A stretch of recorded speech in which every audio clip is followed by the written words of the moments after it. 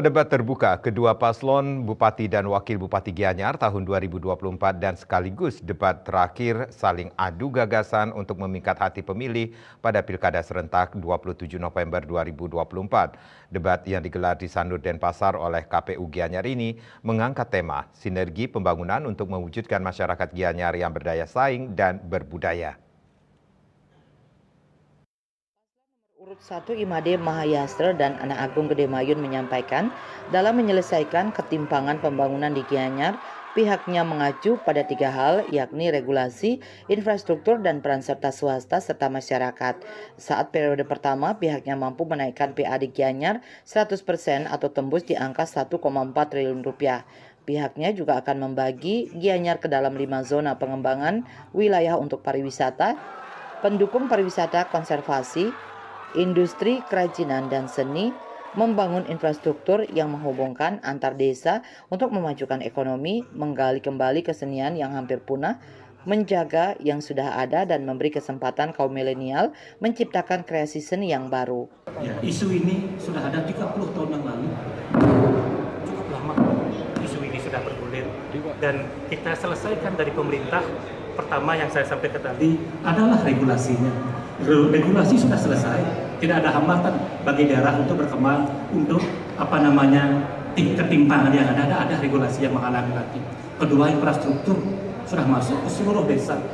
Tentu yang terakhir yang membuat kelihatan timpang adalah peran swasta, di mana hotel-hotel besar didirikan di Ubud, didirikan di Payangan, di Tegalalang, sementara di timur itu hanya baru beberapa, dan sekarang dengan tata ruang yang baru sudah mulai ada geliat pariwisata di pantai selatan di Kecamatan Gianyar.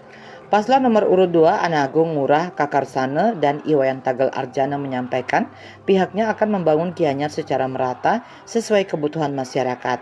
Hal ini diwujudkan melalui menghilangkan ketimpangan pembangunan seperti penerangan jalan di kota dan desa, layanan transportasi umum untuk semua wilayah, pengolahan sampah berbasis sumber di setiap kecamatan, tata kelola pemerintahan yang transparan, meningkatkan peranan generasi milenial dalam memajukan ekonomi Gianyar, keberpihakan terhadap warisan seni budaya dan pelaku seni, dan tidak melibatkan masyarakat adat di dalam politik praktis dengan iming-iming bansos dan dana hibah.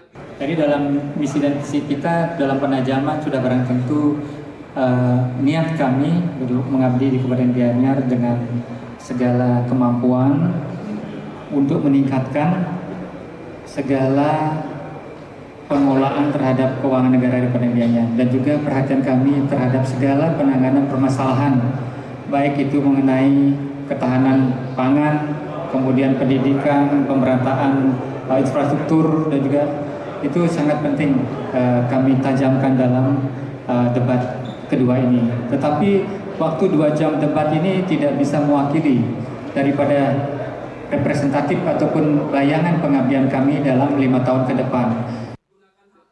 Sementara itu, Ketua KPU Gianyar Iwayan Mure mengajak masyarakat mencermati visi misi dan program kerja dari masing-masing paslon untuk bisa menentukan pilihan saat menggunakan hak suaranya di TPS pada Rabu 27 November 2024 guna membangun Gianyar yang lebih maju. Indrawan, Bali TV.